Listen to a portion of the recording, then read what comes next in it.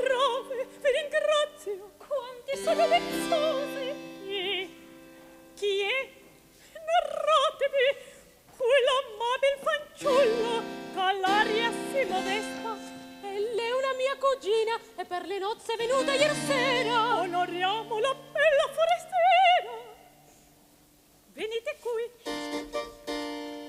datevi i vostri fiori, come a rossa